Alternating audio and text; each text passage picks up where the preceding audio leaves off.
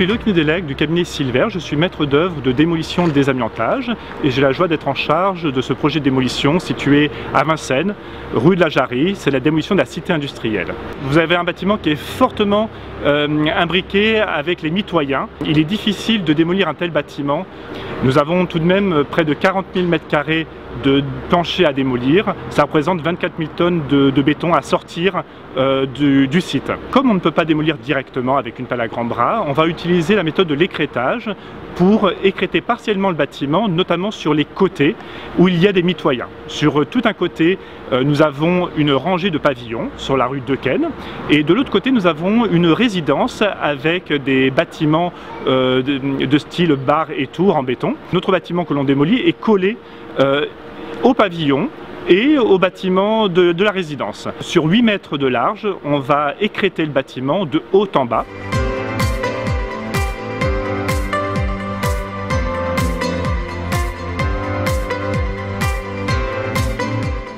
Au démarrage de l'opération, on est venu se présenter à chaque pavillon déjà sur la rue Dequesne, l'association ARJDD qui est sur les rues Jarrie, de France, Dequesne, afin d'avoir des interlocuteurs pour leur expliquer le projet de démolition et surtout se présenter et leur donner nos coordonnées afin qu'ils puissent nous joindre à tout moment en cas de problème.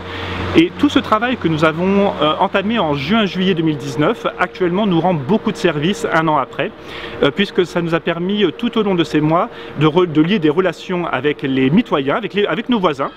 Et donc ça permet beaucoup plus facilement d'organiser les travaux. Ça nous permet également d'accéder aux différents mitoyens pour mettre en place des protections. Nous avons les numéros de tout le monde et tout le monde a nos numéros de téléphone. Ce qui permet à tout moment d'avoir des échanges et par mail et par téléphone très facilement, très aisément. La cité industrielle était encombrée de tout un tas de déchets divers qui étaient répartis dans tout le bâtiment puisqu'il a été longtemps squatté. Donc une première phase de curage désencombrant. Ensuite nous avons des opérateurs de curage qui sont venus, qui ont commencé à déshabiller le bâtiment, le second œuvre on appelle ça, pour trier d'un côté le plastique, d'un côté le bois, afin de le recycler au maximum.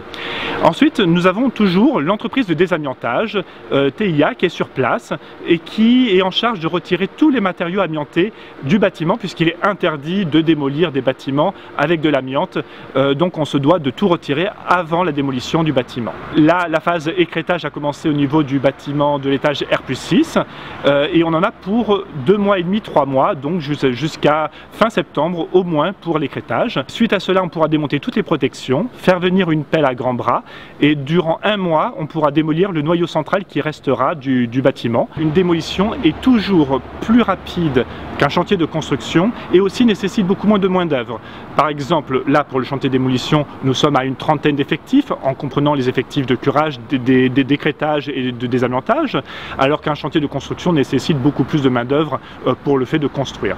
Le métier de démolition est de plus en plus mécanisé pour éviter toute la pénibilité pour manutentionner tous les déchets. Par ailleurs, ce bâtiment-là se prête bien au curage mécanique puisque la cité industrielle a été bâtie avec une rampe qui permet de monter jusqu'au 6e étage et donc qui facilite l'usage de mini-engins à l'intérieur pour démolir tout le second œuvre. On doit enlever toutes les fondations du bâtiment. Une fois que la purge des fondations sera faite, il y a une entreprise de dépollution des sols qui va venir et qui va excaver environ 1 mètre de terre, de remblai plutôt, qui a été mis à l'origine à la construction du bâtiment, va permettre d'assainir le terrain afin de permettre la reconstruction d'un lycée, d'un gymnase et de logements.